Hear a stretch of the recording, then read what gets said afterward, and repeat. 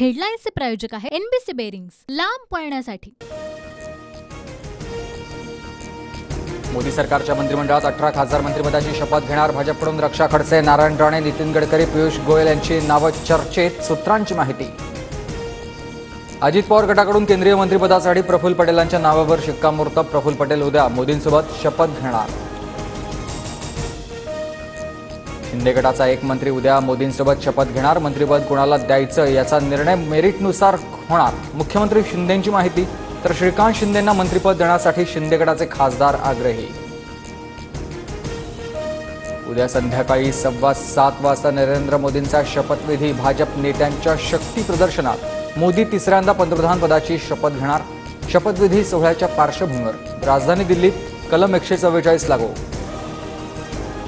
नरेंद्र मोदी ढोंगी संविधानाबाबत लोकांनी झिडकारल्यानंतर संविधानाची प्रत मस्तकी लावली। संजय राऊतांची टीका। महाराष्ट्रात काँग्रेसच जास्त मेरिट निकाल आलाय, कोणाच्या सर्टिफिकेटची गरज नाही। नाना पटोलेंचं राऊतांना उत्तर। तर मेरिटच्या आधारावर जागा वाटप झालं असतं तर अधिक जागा जिंकलो असतो, पटोलेंचं वक्तव्य। राहुल गांधींना वायनाडमधील खासदारकीचा राजीनामा। काँग्रेस कार्यकर्त्याला वायनाडमधून संधी देणार राहुल गांधी। रायबरेलीमधून खासदार राहणार। ठाकरे गटाचे 2 खासदार शिंदेंसोबत संपर्कात। 6 खासदारांना जमवून विकास कामांसाठी मोदींना पाठिंबा देणार। नरेश म्हस्केंच्या दाव्यानं खळबळ। नरेश म्हस्के अपघातानं खासदार अपघातातला थिल्लरपणा कायम। एखादं मंत्रिपद मिळावं म्हणून शिंदे गटाची आदळआपट सुरू। नरेश म्हस्केंच्या दाव्यानंतर सुषमा अंधारेंचा पलटवार। मुंबईत भाजप आमदारांची महत्त्वाची बैठक। उपमुख्यमंत्री फडणवीस, बावनकुळेंच्या उपस्थितीत बैठकीमध्ये विधानसभा मतदारसंघातील कामाचा आढावा। नीट निकालाची सीबीआय चौकशी करा। विद्यार्थ्यांसह कनिष्ठ डॉक्टर नेटवर्कची एनटीएकडे मागणी। तर नीट परीक्षेच्या निकालात मोठ्या प्रमाणात छेडछाड झाल्याप्रकरणी गुन्हा परीक्षेची देखील मागणी।